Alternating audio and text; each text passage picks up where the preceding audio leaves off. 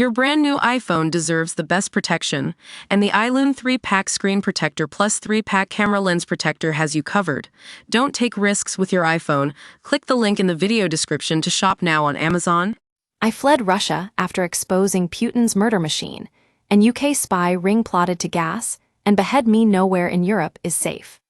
He's the man who uncovered Putin's murder machine, a team of deadly assassins whose only job was to eliminate opponents of the Russian regime. But in the process of tracking down Alexei Navalny's killers, identifying the agents behind the Salisbury poisonings, and exposing the regime's assassins, investigative journalist Christo Grozev humiliated Vladimir Putin, making himself public enemy number one. He has helped whistleblowers and chemical weapons experts flee Russia to safety, and has uncovered around 300 agents, and has the names of another 5,000 spies. But as a result, he too has found himself on Putin's kill list and has had to go into hiding, unable to see his family. Even while on the run, Christo was pursued by a ruthless Bulgarian spy ring who plotted to behead him and gas his family, and were jailed in the UK earlier this month. And he now fears his dad's recent death in Austria could have been the work of assassins. As Christo's son Christian says, "My dad has managed to make one of the most dangerous men on the planet very angry." 2 years ago, a film he helped to make about Navalny's poisoning won a BAFTA and an Oscar. Now his own extraordinary life is the subject of a Channel 4 documentary, Kill List, hunted by Putin's spies after Bulgarian agents based in the UK were discovered plotting to abduct and kill him. And Christo himself says he feels a mixture of pride and guilt. "At different times of the day and year I feel different," he explains.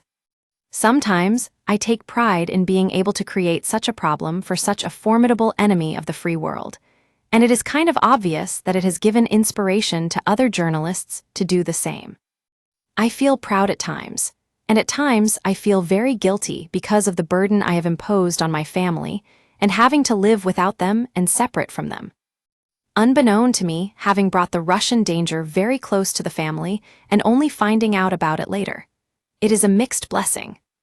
Originally a businessman who managed radio stations, Christo took the leap into investigative journalism in 2014. He explains, "I had lived in Russia in the 90s and early 2000s and had lived in Ukraine.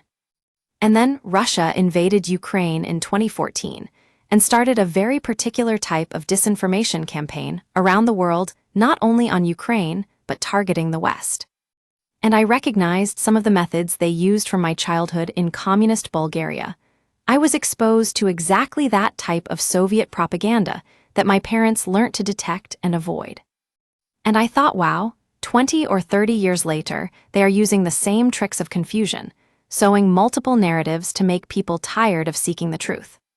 He started to blog about it, and then looked into the shooting down of Malaysian Airlines Flight 17, collaborating with newsgroup Bellingcat.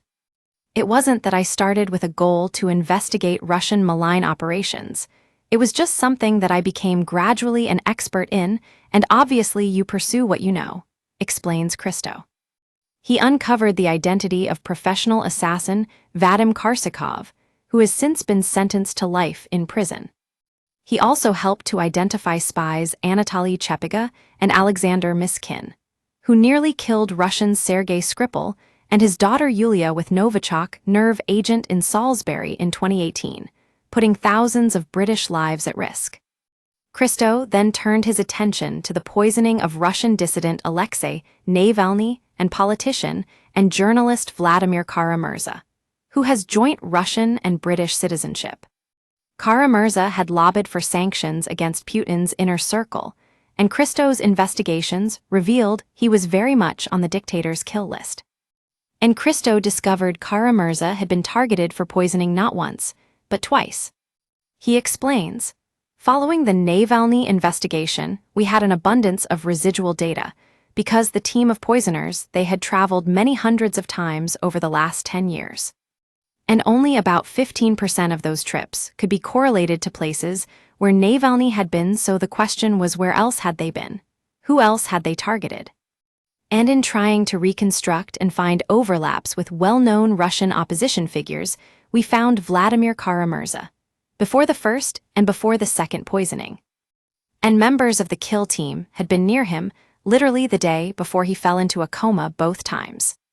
Kara-Murza's wife, Evgenia, says, "It gave us answers that we've been desperately looking for.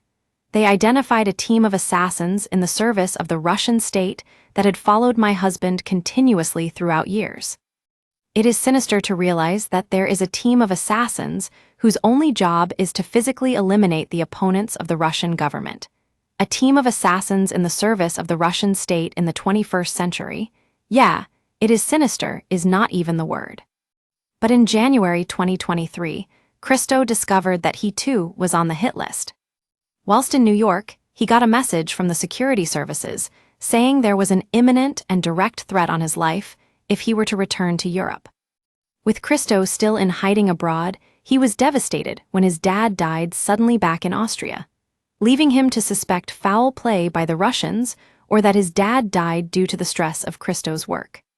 "I think the time will come for me to want to look into this more deeply, but for now it is still something that is very hard for me to even fathom, that it might have been connected with the Russian operation," Christo says sadly. "I had put that thought behind me for a while. And then, as part of the evidence that was shown to me by the Met Police, I was shown a photograph of some of these Russian spies in front of my father's apartment months before he died. They were pointing to the balcony through which one could enter and putting an arrow to that. Then, of course, all of these emotions came back and the uncertainty of what happened to him. I feel guilt for his death either way. Whether or not the Russians had something to do with it directly or indirectly, because the fact that I was forced to be away from Austria and he suddenly stopped responding to phone calls. Even if that was a natural death, I could have saved him if I was there. So, in a way, me being forced to flee is always something that could have contributed."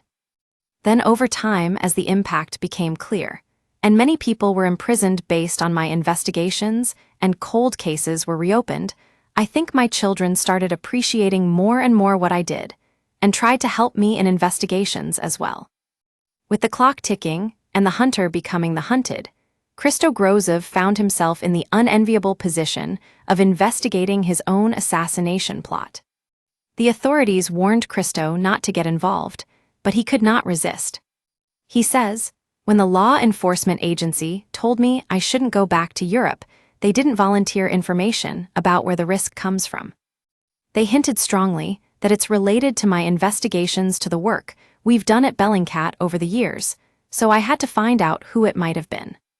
Then the British police arrest 5 Bulgarians, so started looking at the names of the Bulgarians and the leader of the pack, Orlan Rousev, who went back through 8 years of investigations, and we found him in dozens of messages with another forgotten object of investigation, which was Jan Marsalek. Marsalek is one of the most wanted people in Germany because he had mounted the biggest corporate fraud ever in German history.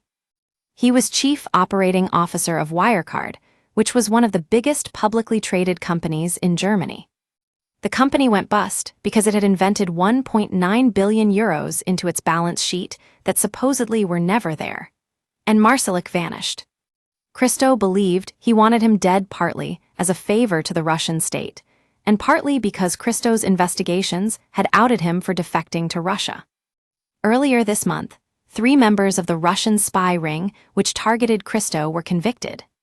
Katrin Ivanova, 33, Vanya Gabarova, 30, and Tihomir Ivanchev, 39, were found guilty of conspiracy to spy at the Central Criminal Court. 3 further members of the spy ring, Orlan Rousev, 47, Bizar Djambazov, 43, and Ivan Stoyanov, 32, previously pleaded guilty to spying offenses. All Bulgarian nationals, they were tasked with following Christo Grozov around the world with the ultimate aim of killing or abducting him. Shocking messages between the gang were revealed at the trial, uncovering horrifying plans to abduct and murder Grozov potentially by gassing him or beheading him. The operation spying on Mr. Grozov was conducted by Rousev, Djambazov, Gabarova, Ivanova, and Ivanchev. They followed Mr. Grozov to different countries, including Austria, Montenegro, and Spain, and created a number of reports for their Russian clients which set out his movements and provided information about his accommodation, his vehicle, and his contacts. It appears that the group also considered a potential honey trap plot, using Gabarova to target him. Christo says seeing the messages between the gang made him feel the threat was real for the very first time. It made me realize this is not a film. This is not an out-of-body experience that I have been going through, he says. It was the first time I realized how close I was to death and how close my family was to being hurt in the process. And the crazy fantasies of the spy group, fueled by their handlers of how exactly to kill me. And the emojis and the smileys that they put at the end of fantasizing how I would be decapitated in the street by a suicide bomber who would then blow themselves up. My blood was curdling. I was really shocked mostly because of the callousness of these spies towards my family. How they planned to infuse my apartment with a sleeping gas and put my family into a deep sleep while they would break in to steal my devices. It is an incredibly cruel description, and I felt horrified to read it. And even though the gang are behind bars, Christo says he still lives by looking over his shoulder. Fear is not the right word, but caution for sure. I know for a fact that the reason Putin sent these people after me was because of the humiliation that he experienced, especially after our Navalny investigation. And now he has been humiliated again because these people ultimately failed. They were all imprisoned and were shown to the world with hundreds and thousands of undeleted messages. All of this is another humiliation, which if anything is going to motivate the Kremlin to go after me even harder. I know that for a fact. It will be a different team, a different group, but I will always have to look behind my shoulder. The personal cost to Christo and his family is immense, but he still manages to find humor within it. When it started, my children were quite dismissive of my new hobby. They thought it was my midlife crisis. He laughs. They would joke around the dinner table, better this than buying a Ferrari or running away with somebody. Then over time, as the impact became clear, and many people were imprisoned based on my investigations, and cold cases were reopened, I think my children started appreciating more and more what I did, and tried to help me in investigations as well. But it was never an easy ride because the initial reaction when all the risk became known was, "We told you so." But my children are very proud and appreciative. But despite the impact on his freedom, Christo has vowed to continue, and is proud his work disabling thousands of Russian spies has forced law enforcement agencies to adopt some of his methods. We discovered and laid bare the algorithm they used to hide people, he explains. So they can no longer be deployed overseas. We've named hundreds of them, but we know there are thousands that have been identified, so that is one thing I take pride in. The other thing is the awareness that this is possible to find out. It has caused dozens of colleagues, journalists to do the same. But it has also made Western law enforcement and intelligence agencies adopt some of these open-source methods and be guilted into action, whereas before they thought all of these spies were untouchable and undiscoverable. I want to help stop this virus of oligarch-supported totalitarian regimes which are spreading around the world. I think by humiliating them, by embarrassing them, by showing that they are vulnerable is one way to make it less likely that we have copycats around the world. And despite the risk to himself and his family, Christo says he is in too deep now to consider giving up his crusade. I have had this thought a great many times, and I have concluded that it won't help much. It won't decrease the risk because this regime does not forgive and forget. If I stop doing it, then it will be less of a service to the public, and they will still go after me. On balance, I don't think I should stop. Kill List, Hunted by Putin's Spies is on Channel 4, Thursday, 27th March.